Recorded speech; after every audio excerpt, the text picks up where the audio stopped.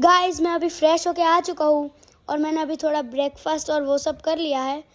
अभी देखो मेरे घर पे सबके सब एक्टर्स आ चुके हैं।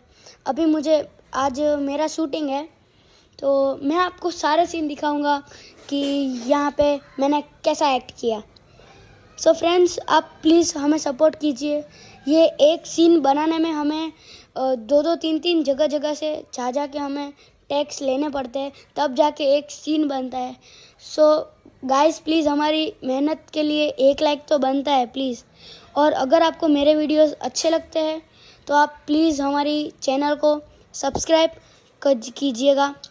Thank you. એટલે આવી બધી વાતો મારે તારી સાથે ના કરાય, ખોટું તારા મગજ ઉપર પણ ખોટી અસર કરે. પણ બેટા બોલ ને તું તું આ તારા ડ્રોઈંગનો ચોપડો લઈને મારી પાસે કેમ આવ્યો? કાંઈ કામ હતું મારું?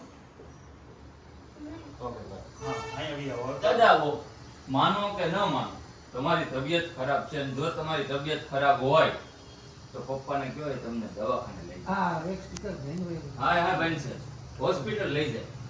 દાદા માનો કે ન માનો હું તમને સારી રીતે ઓળખું છું, તમારી તબિયત ખરાબ જ છે અને જો તબિયત ખરાબ હોય નહીં એવી રીતે ડાયલોગ લેવા દો એમ કારણ કે તમે હોસ્પિટલ જવાનું હા છે. હોસ્પિટલ લેવાની એમ લ્યો. દાદા તમે ભલે ગમે એ કહો, બાકી તમારા ચહેરા ઉપર ચોખ્ખું દેખાય છે કે તમે બીમાર છો. બીમાર છો. ખાલી પેલા એટલું બોલ. ચાલો દાદા ભલે ગમે એ વાત કરો પણ તમારા ચહેરા ઉપર ચોખ્ખું દેખાય છે કે તમે બીમાર છો. હાલો રોલ. Rolling action. દાદા તમે ભલે કંઈ પણ કહો પણ તમારા ચહેરા ઉપરથી દેખાય છે કે તમારી તબિયત સારી નથી.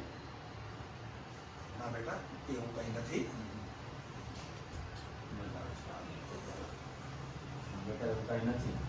એવું કઈ નથી એમ કે બસ દાદા જો તબિયત ખરાબ હોય ને તો મારા પપ્પાને કયો દવાખાને લઈ જાય, ડાયરેક્ટ બોલી દીધું.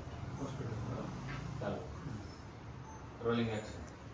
અરે ના ના બેટા બસ દાદા તમારી તબિયત खराब હોય ને તો મારા પપ્પાને કેવું એ તમને हॉस्पिटल ले जाए. सो फ्रेंड्स अभी मैं आपको दिखाने जा रहा हूँ शूट की कैसे शूट होता है. हमें इसमें बहुत ज़्यादा मेहनत लगी है गाइस.